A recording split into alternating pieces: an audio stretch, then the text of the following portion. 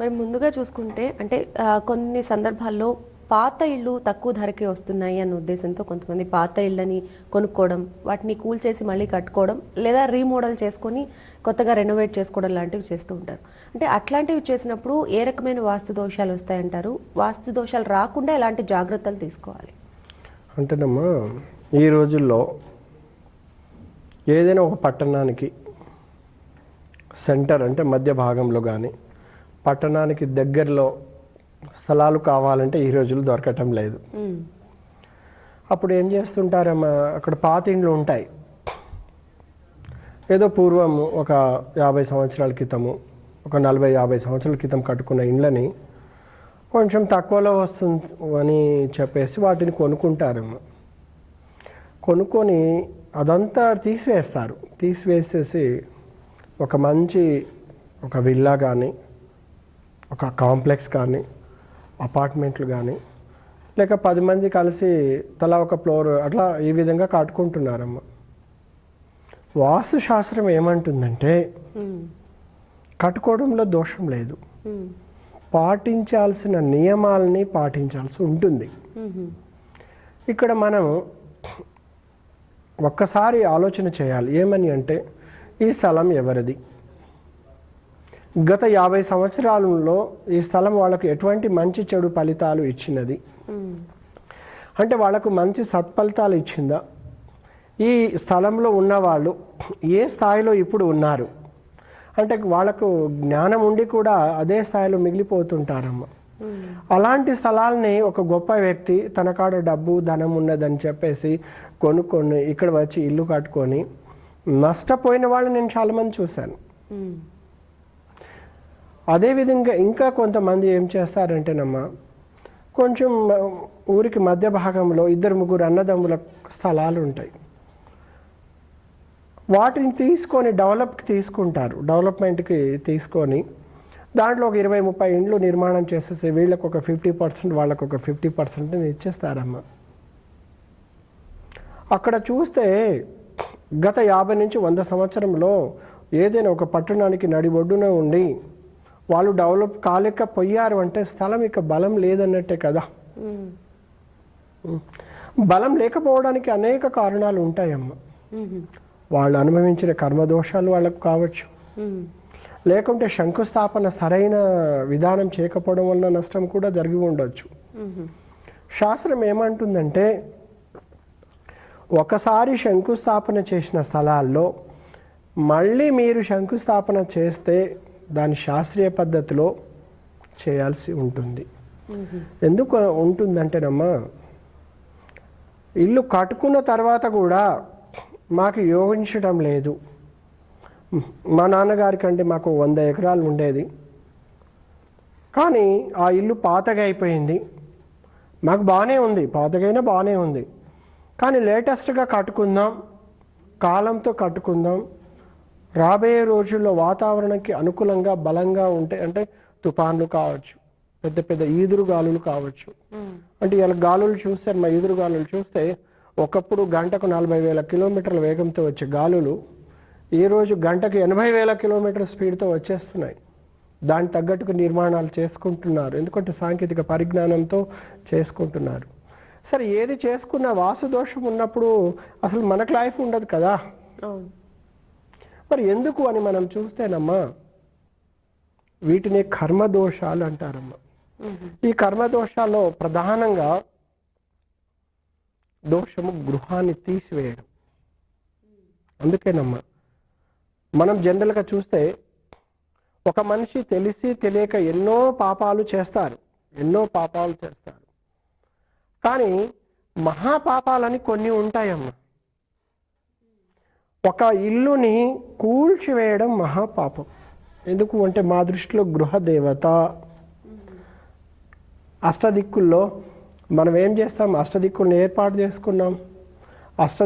దిక్కులు మనకు సంరక్షే విధంగా లోపల ఒక చక్కటి ఇల్లు కట్టుకున్నాం. ఆ ఇల్లుకు ఏజ్ అయిపోయిందనో, ఓల్డ్ మోడల్ ఉందని చెప్పేసి, అసలు ఈ ఇల్లు వాస్తుకు బాగలేదని, ఈ ఇల్లు యోగించటం లేదని చెప్పేసి తీసేసి దాన్ని కొత్తగా ఇల్లు కట్టుకుంటారు.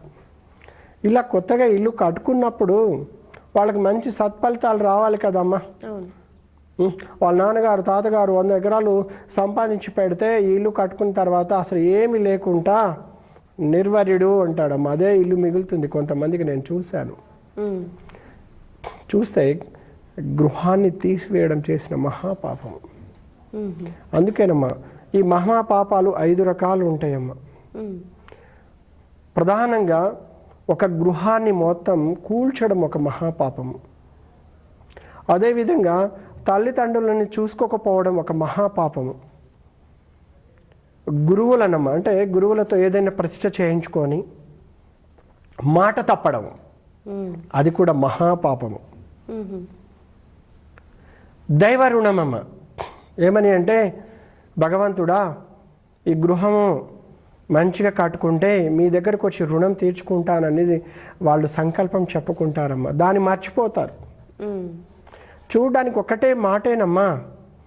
ఇప్పుడు మనం ఉదాహరణకు చెప్తున్నాను, ఇక్కడ నుంచి 1000 కిలోమీటర్ 500 కిలోమీటర్ల దూరం వెళ్ళి అక్కడ పోయి దర్శనం చేసుకొని స్వామివారికి కొన్ని కోరికలు కోరుకుంటాము. కానీ కోరికలు మనకు నెరవేరుతాయమ్మా ఆయన దయ వలన. ఇప్పుడు తిరుమలకు వెళ్తామమ్మా, ఏమని కోరుకుంటాం కొంతమంది, నా పిల్లలు బాగా చదువుకొని ఒక మంచి ఆఫీసర్ అవ్వాలి, ఒక ప్రయోజకుడు అవ్వాలని కోరుకుంటామమ్మా. అయిన తర్వాత ఆ మొక్కులు తీర్చుకోరు. అది దైవ రుణం తీర్చుకున్నట్టే కదా, అది కూడా మహాపాపమే. మీ దయ వలన ఒక మంచి ఇల్లు కట్టుకోవాలి, ఆ ఇల్లు మాకు బాగా కలిసి రావాలి అని చెప్పేసి షిరిడీ వెళ్ళి మనం దండం పెట్టుకొని వస్తాం. ఇలా కట్టుకుంటే మొదట పూజ మీకే వ్రతం చేసుకుంటామంటాం, కానీ అక్కడ వ్రతం చేయము, గృహప్రవేశం చేసుకుంటాం, ఆయన్ని మర్చిపోతామమ్మా. ఇవన్నీ కూడా మహాపాపాలు. ఇక్కడ అందుకనమ్మా మహాపాపాలు మనకు ఎప్పుడైతే తప్పులు చేస్తామో, ఇలాంటి పాపాలు చేస్తామో, వాస్తు ప్రకారం ఇల్లు కట్టుకున్నా కలిసి రాదు. ఎందుకు రాదు? ఒకసారి ఇల్లుని కూల్చడం అంటే మహాపాపం. అందుకని మీరు చూడండి అమ్మా, ఒక చెట్టు ఉంటుంది, చెట్టును కొట్టే వాళ్ళని చూశాను. ఇప్పటి వరకు నా లైఫ్లో నేను గత 98 నుంచి నేను వాస్తు చూస్తున్నాను. వృక్షాన్ని నరికే వాళ్ళు ఉంటారు, వాళ్ళ కుటుంబాల స్థితిగతులు నేను చూస్తూ ఉన్నాను. హీనమైన పరిస్థితిలో ఉన్నారు. వాళ్ళ వంశాలను చూస్తున్నాను. డెవలప్మెంట్ అనేది చాలా తక్కువ ఉన్నది.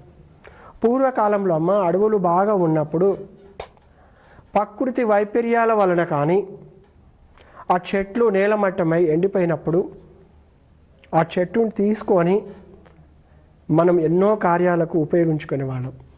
అంటే మన అవసరాలకు వాడుకునేవాళ్ళం. అలా కాకుండా బతికున్న చెట్టు నరకడం కూడా మహాపాపమే కదమ్మా. ఎందుకంటే వనదేవతలు అంటారు. అందుకేనమ్మా గృహాన్ని కూల్చడము, చెట్లని అడవులని నరకడము, తల్లిదండ్రులని బాగా చూసుకోకపోవడము, గురువుల చేత ఏదైనా ప్రతిష్ట చేసుకొని మాట తప్పటము, దైవ రుణాలు తీర్చుకోకపోవడం, ఇలాంటి 5 తప్పులు మానవుడు తెలియక తప్పులు చేస్తూ ఉంటారమ్మా. ఇలాంటి తప్పులు చేసే వాళ్ళకి ఇప్పుడు ఆ గృహంలో ఈ 5 ఉంటాయమ్మా. నివాసంలో చూడమ్మా, గృహం కూల్చుకొని గృహం కట్టుకున్నాం. మనం ఎక్కడ ఉంటున్నాం? గృహంలోనే కదమ్మా. చెట్టు నరికినాం, దానికి సంబంధించిన సంపద అంటే కలప మన ఇంట్లో ఉంటుందా లేదమ్మా? అందుకనమ్మా ఈ 5 దోషాలని మనం తప్పనిసరిగా పాటించాలమ్మా. ఈ 5 తప్పులు చేసి ఉంటే ఆ గృహదేవతకి శాంతింప చేయాలి. ఏమని అంటే ఒక మంచి వాస్తు నిపుణులు, వాస్తు సిద్ధాంతి లేక మా ప్రైవేట్ నెంబర్ కాల్ చేసి మమ్మల్ని పిలిపించి ఆ గృహదేవతని అష్టదిక్కులతో గృహదేవత ఏర్పడుతుందమ్మా. అష్టదిక్కుల్ని, గృహదేవతని, పంచభూతాలని శాంతింప చేయాలి. ఎప్పుడైతే మనం శాంతింపజేస్తామో ఆ గృహము శాంతిస్తుంది. మళ్ళీ మనం క్షమాపణ చెప్తాం. క్షమాపణ, భగవంతుడా నేను ఈ తప్పుని మర్చిపోయాను, ఈ రుణం మళ్ళీ నేను తీర్చుకుంటున్నాను. భగవంతుడు కూడా శాంతిస్తాడు కదమ్మా. అప్పుడు సత్ఫలితాలు వస్తాయి.